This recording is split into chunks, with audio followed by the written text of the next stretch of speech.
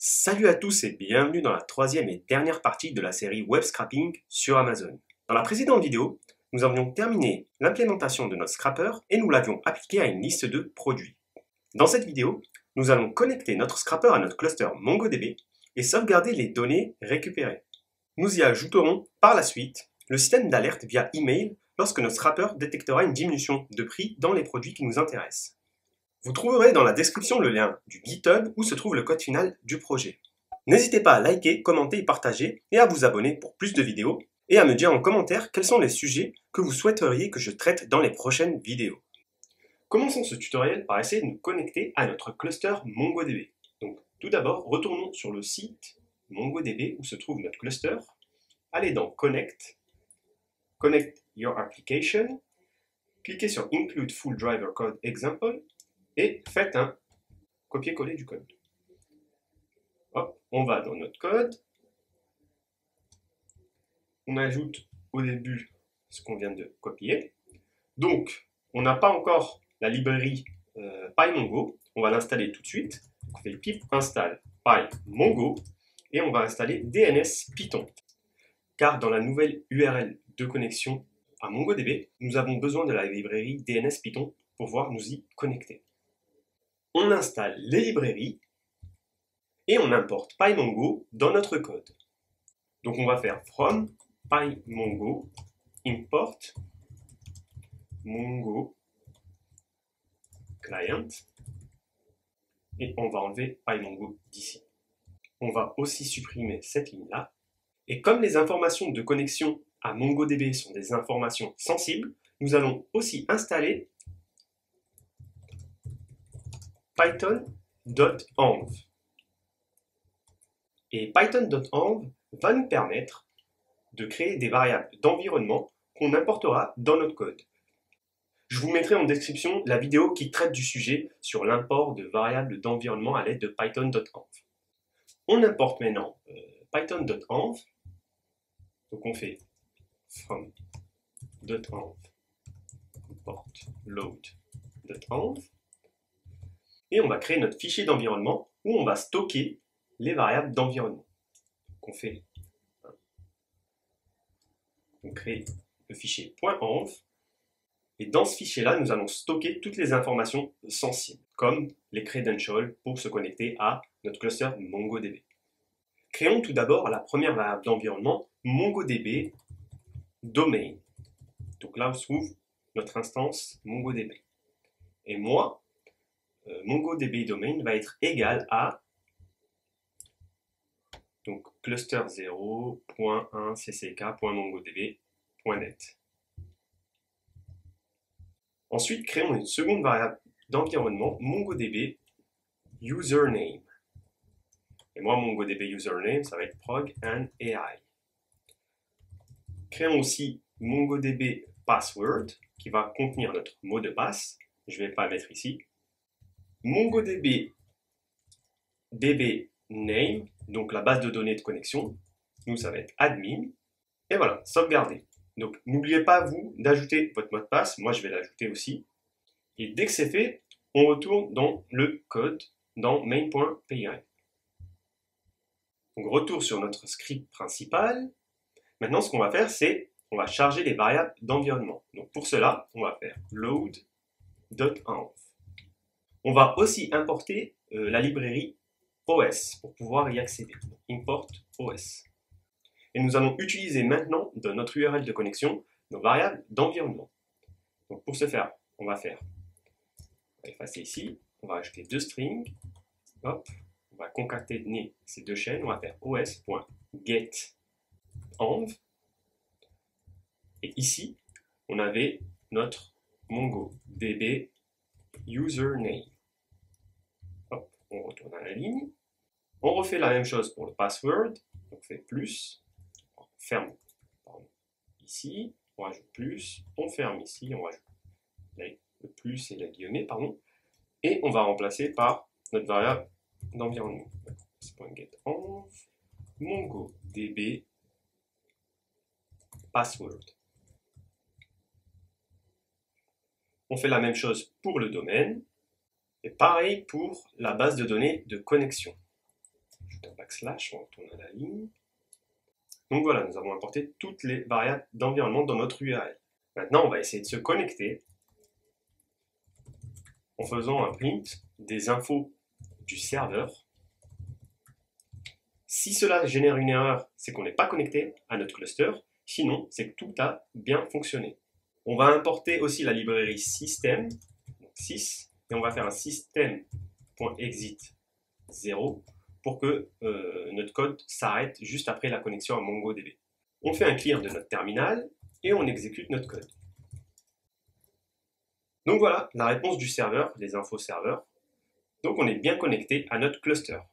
Faisons maintenant un clear de notre terminal et mettons dans un try-catch notre fonction de connexion à MongoDB. Donc, hop, on réorganise notre code. Exception. Et on va rajouter une exception et on va faire un raise de l'exception si on n'arrive pas à se connecter à MongoDB. Donc raise permet de déclencher cette exception. Maintenant, à l'aide de MongoDB Compass, nous allons créer la base de données Amazon et nous allons y insérer les URL des différents produits. On aurait pu coder la création de la base de données ainsi que la collection qui va contenir nos URL dans le code, mais ce n'est pas le rôle de notre outil. Ce serait le rôle d'un autre service comme une API REST qui gérerait l'ajout et la suppression des produits qui nous intéressent. Cela va me permettre aussi de vous montrer avec MongoDB Compass comment créer une base de données, une collection et comment y insérer des documents. Donc tout de suite, on va sur MongoDB Compass. Moi, je me suis déjà connecté dessus. Faites Create Database. On va l'appeler Amazon. On va créer une première collection dans notre base de données qu'on va appeler Project URLs. Et vous faites Create Database. Donc voilà, notre base de données a été créée, en plus de admin et local. Vous pouvez cliquer dessus et on y retrouve notre collection Project URLs. Donc je vais aller dans Project URLs et je vais y insérer un à un toutes nos URL. Donc vous faites Add Data, Insert Document, vous ouvrez les accolades, c'est comme un dictionnaire sur Python, donc c'est un objet JSON. Vous allez y ajouter la clé URL avec le premier lien Amazon, donc les AirPods. Et on va faire ça pour toutes nos URL. Donc une fois que vous avez ajouté tous vos documents, vous devriez avoir une collection Project URL avec tous ces documents-là. Donc voilà, il devrait y en avoir 6. Retournons maintenant dans notre code, dans AmazonBot. Nous allons tout d'abord ajouter un paramètre à notre classe AmazonBot. Ce sera MongoDB. Donc ce sera le client MongoDB. MongoDB Client, on va mettre plutôt.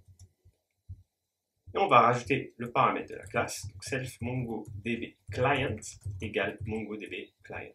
Donc maintenant, via notre bot, nous avons accès à notre base de données. Maintenant, nous allons aller dans la fonction scrap URLs, tout en bas, et au lieu de prendre en paramètre une liste d'URL, nous allons faire une query sur notre base de données et récupérer toutes les URL que nous avons insérées. Donc on efface ça. Et on va faire project URLs égale, et on va faire une query sur la collection MongoDB où se trouvent nos URL. Donc on va faire self.mongodb client. Entre crochets, on va mettre la base de données où se situe notre collection, donc Amazon, et le nom de la collection qui contient nos URL, project URLs. Et sur cette collection, nous allons faire un point find, et le point find va nous récupérer tous les documents de la collection Project URLs sous forme d'itérateur. Et ici, le reste de notre code ne change pas, parce que Project URL maintenant c'est un itérateur, et nous allons itérer sur cet itérateur-là et récupérer tous les Project URLs. La seule chose que nous devons faire, c'est accéder à la clé URL. Car n'oubliez pas que Project URL maintenant est un objet JSON, est un document, et n'est plus une string. Donc pour accéder à l'URL, on va faire Project URL, URL. Donc maintenant on va tester notre code, on retourne dans main, on va commenter ça. Et on va supprimer product URL de la méthode. Et on va réexécuter notre code. Ah, j'ai oublié d'ajouter le paramètre MongoDB Client. Donc, n'oubliez pas de l'ajouter. Donc, MongoDB Client égale Client. Faites un clear et réexécutez votre code. Donc voilà, maintenant ça fonctionne. On récupère tous les URL de la base de données et on les scrape. Maintenant, au lieu d'afficher les données scrapées, nous allons les insérer dans une nouvelle collection que nous allons appeler Project Data. Donc pour cela, on retourne dans le code dans Amazon Bot et au lieu de faire un print ici, on va supprimer ça, on va insérer les données scrapées. Donc pour cela, ce qu'on va faire self.mongodb client entre crochets Amazon, donc notre base de données, et on va mettre une nouvelle collection Project Data. Et en gros, cette collection n'existe pas dans notre base de données et MongoDB va la créer automatiquement à la volée. Ce serait pareil si Amazon n'existait pas, si la base de données n'existerait pas, eh ben, MongoDB la créerait automatiquement. On pourrait faire simplement maintenant un insert de la donnée que l'on vient de scraper, comme ceci, donc avec la méthode insert.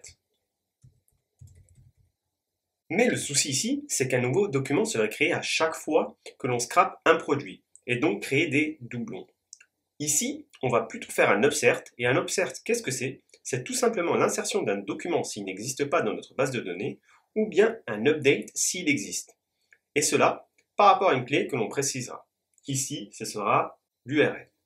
Pour faire un upsert, avec MongoDB, on fait update, on lui donne la clé, donc ici ce sera l'URL, data URL, donc on lui donne l'URL du produit que l'on souhaite mettre à jour, et plus loin, on fait la mise à jour sur tous les champs, et on lui donne data. Enfin, on rajoute la variable upsert à true pour lui dire d'insérer le document s'il n'est pas dans la base de données. Dans notre fonction getProjectData, on va ajouter un autre champ. Ça va être la date, donc update date, pour savoir quand est-ce que le document a été mis à jour pour la dernière fois. On va faire datetime.datetime.now. Et en haut, on va importer datetime.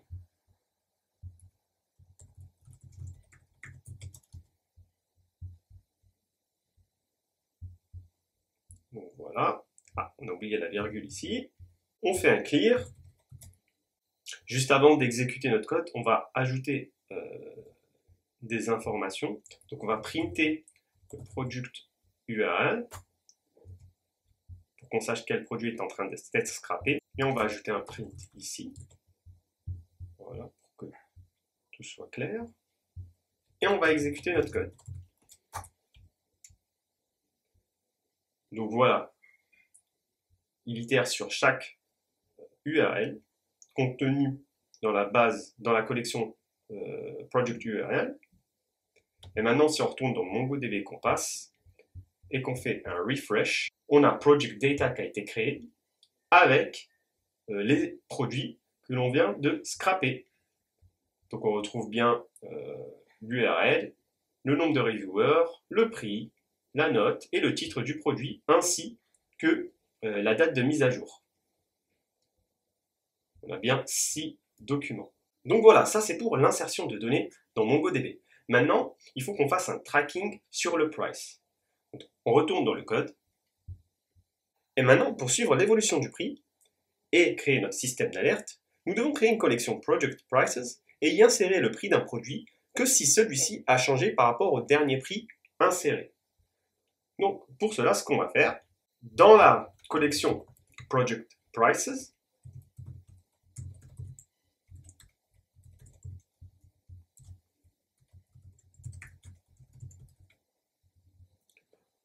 on va aller récupérer le dernier produit inséré par rapport à une URL. Donc, on fait data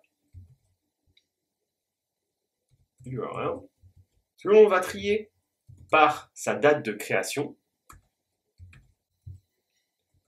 et sa date de création, on va l'appeler created at.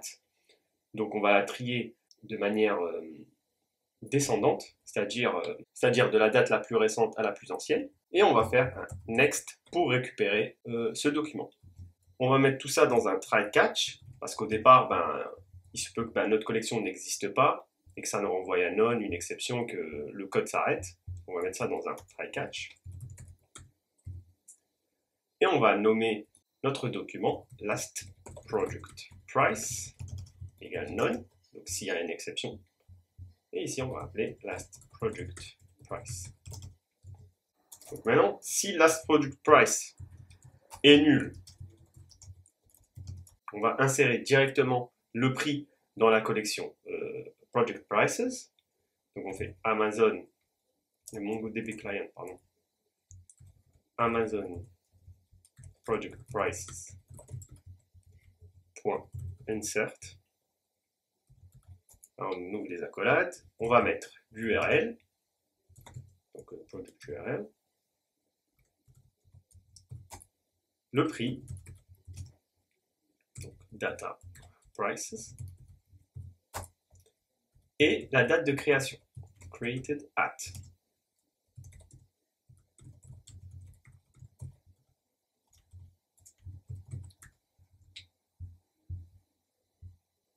Et pourquoi created at au lieu de updated at? Parce que dans cette collection-là, on va seulement faire des inserts. Donc si le prix n'a pas évolué par rapport au dernier prix inséré, on ne va pas faire de modification. C'est pour ça qu'on nomme la date, donc created at. Par contre, si le dernier produit n'est pas nul, il y a bien un prix du produit qu'on a scrappé, et que celui-ci est différent du prix qu'on vient de scraper à l'instant, donc last product price, the price not equal à data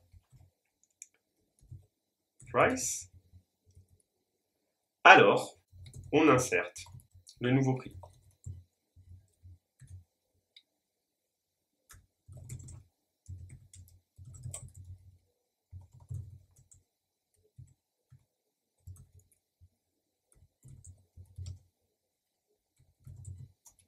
Je vais copier directement ce que j'ai fait là. Ça ira plus vite. Donc en résumé, ce qu'on va faire ici, c'est quoi? C'est qu'on va aller vérifier que dans la collection Project Prices, il y a bien un prix pour le produit en question.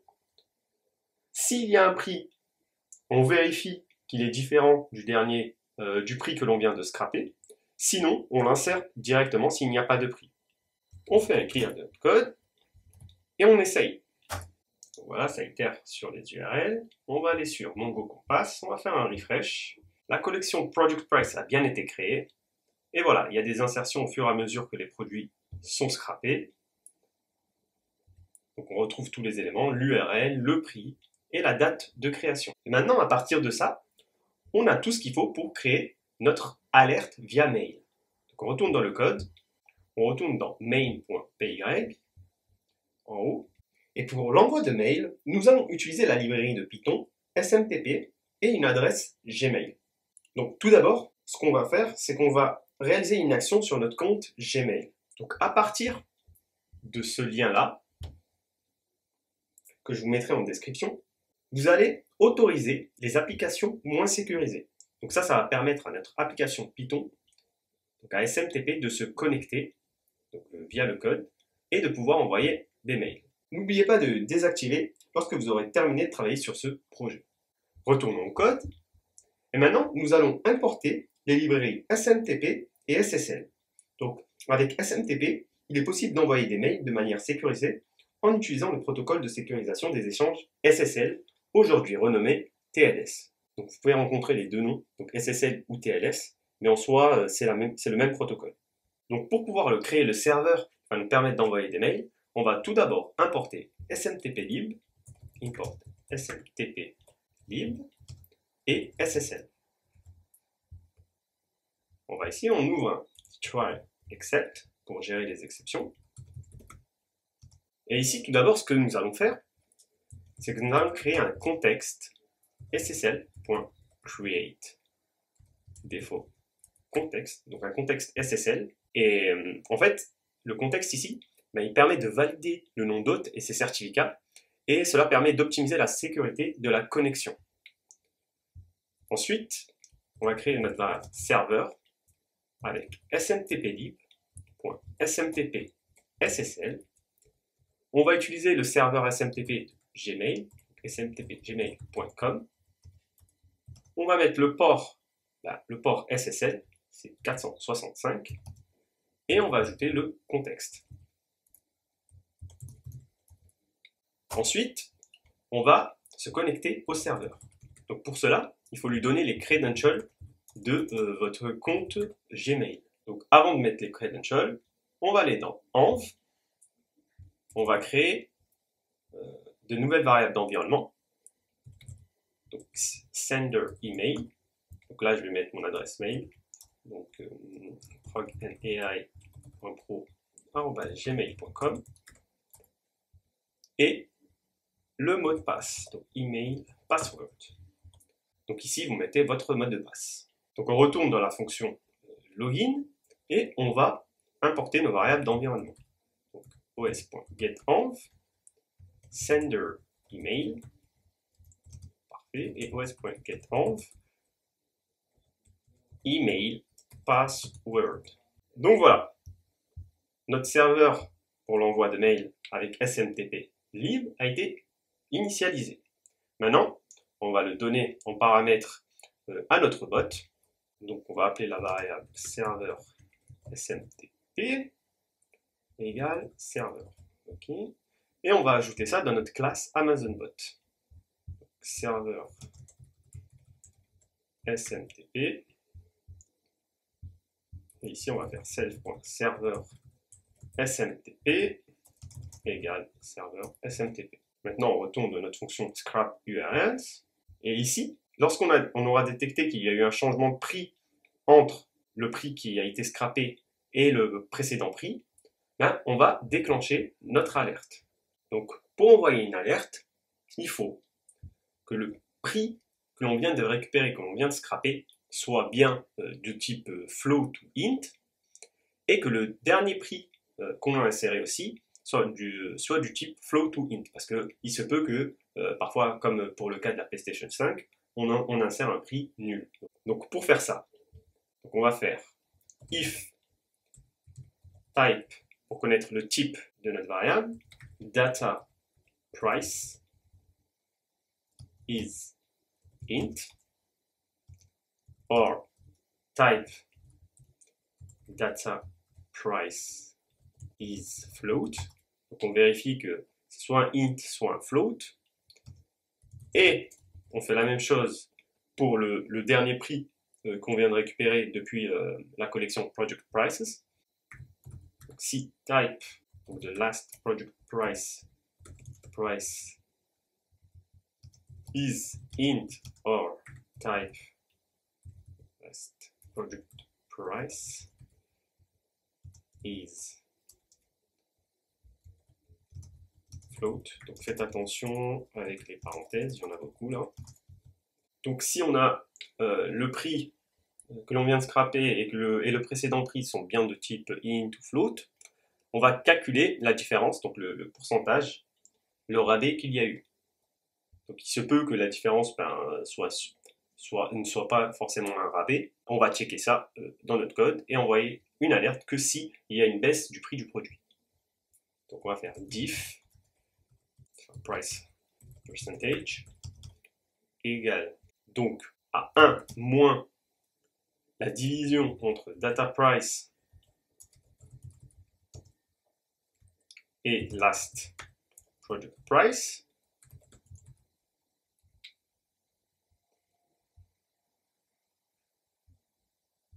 Voilà, tout ça entre parenthèses, et on va multiplier par 100 pour avoir le pourcentage. Je ne sais pas pourquoi il me met une erreur ici. Donc faites attention ici, j'avais rajouté une parenthèse en trop. Donc voilà, ça nous permet de calculer le pourcentage de différence, enfin la différence en pourcentage. Et donc maintenant, on va vérifier que diff price percentage est bien positif. Car s'il est négatif, ça voudrait dire que data price maintenant est supérieur au dernier prix enregistré du produit. Et donc, ça enverrait une valeur négative. Donc on va checker que diff price percentage est bien supérieur à 0. Et si c'est le cas, eh ben on va envoyer un mail. Ce qu'on va faire, on va créer le message. Message égale. Donc faites bien des triple quotes pour envoyer un message via SMTP. On va écrire diminution du prix de pourcentage pour le produit. Donc on va utiliser le formatage de la string ici pour y insérer les éléments qu'on a précédemment calculés. Donc c'est pour ça que je mets des pourcentages S. Et ici j'ai mis pourcentage pour ajouter le caractère pourcentage dans la chaîne de caractères. Donc on va aussi indiquer le précédent prix, le nouveau prix,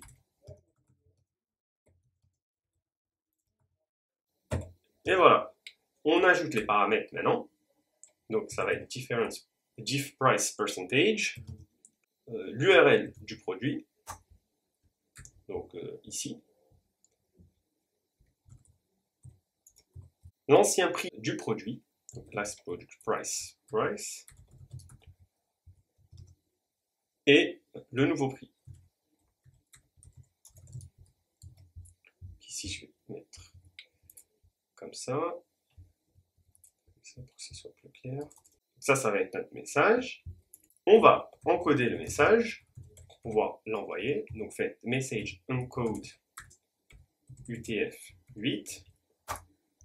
Et après vous faites self.server smtp.sendMail pour envoyer le mail. Donc ici on va mettre les adresses mail d'envoi et de réception. Ici je vais mettre mon adresse mail pour l'envoi et la réception, ainsi que le message. N'oubliez pas ici, surtout pour l'envoi, c'est l'adresse mail qui vous a servi de login pour le serveur SMTP. Ici, après, vous pouvez mettre le mail que vous voulez. Là, je vais aussi mettre proganai.pro@gmail.com et le message. Et avant de réexécuter notre code avec la nouvelle fonctionnalité, on va, à chaque fois que l'on scrape une URL, faire la mise à jour du document dans la collection product URLs et ajouter une condition dans la query pour scraper un produit qu'après un certain laps de temps. Donc pour cela, on a deux choses à faire. On monte un petit peu. Dans la query qui nous permet de récupérer les URL, on va ouvrir des accolades et on va mettre un OR, donc une condition un OR. On va ouvrir une liste et pour récupérer un produit, eh ben, le produit doit respecter deux conditions. Donc soit la date de mise à jour updated at est nulle, parce que lorsqu'on a inséré les documents manuellement, on n'a pas créé ce champ-là. Donc soit il est nul, donc à l'initialisation par exemple, soit updated at a été scrappé il y a plus de, par exemple, 5 minutes. Donc le laps de temps que vous voulez. On va mettre ici dans l'exemple, on va mettre 5 minutes. Donc pour cela, on va ajouter une autre condition, donc $LTE. Donc ça permet avec MongoDB de dire lower than or equal. La date de maintenant, donc datetime.now, moins datetime.time delta. Et ici, on va mettre minute égale 5. Donc, on récupère une URL seulement si updated at est nul, ou bien updated at a été mise à jour, donc le champ a été mis à jour, il y a plus de 5 minutes. Et pour ajouter updated at dans la collection product URLs, puisque de base il n'y est pas, ici, quand on va scraper un document, on va faire la mise à jour du document dans product URLs. On va faire self.mongodb client Amazon product URLs update l'URL du produit. Donc ici on va mettre product URL URL. Et ici aussi, c'est mieux de mettre product URL, c'est plus cohérent. Et on va mettre à jour le champ updated at.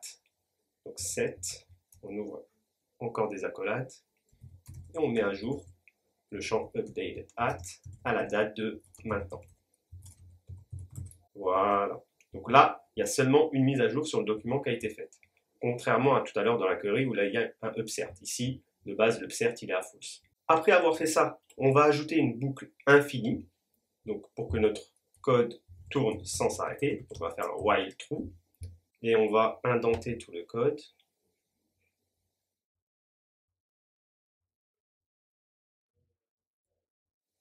Voilà. Et pour finir, comme dans la démo initiale, on va utiliser Selenium au lieu de request. Donc pour cela, il y a deux choses à faire.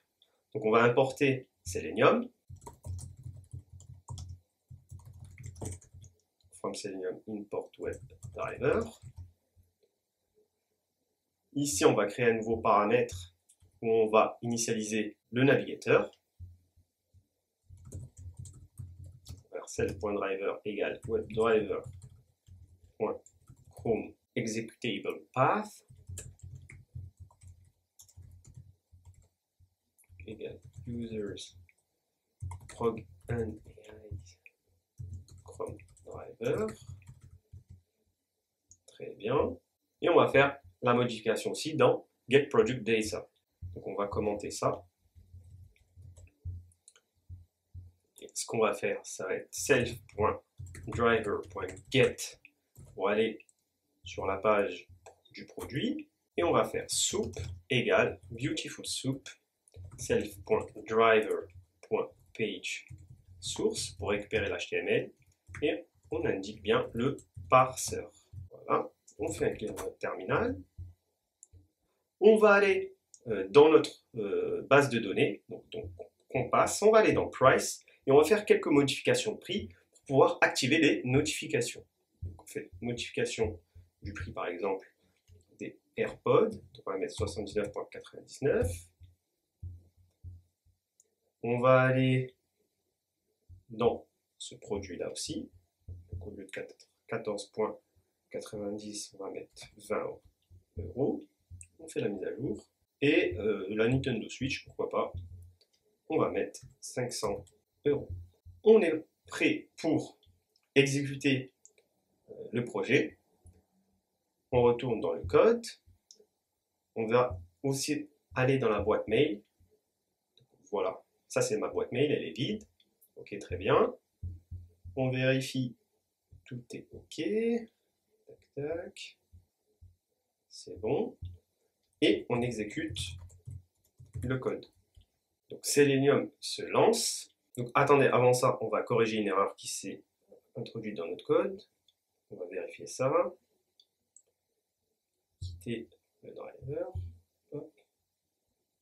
Donc à la ligne 82, j'ai mis il y a une erreur. Donc oui, il y a une erreur dans le code. J'ai ajouté une accolade en trop. Donc vous le voyez ici. Donc supprimer cette accolade. On va réindenter. Ainsi que cette accolade-là. Sauvegarder. Faites un clear. Et on va réexécuter le code. Donc Selenium se lance. Il va à la poche produit des AirPods.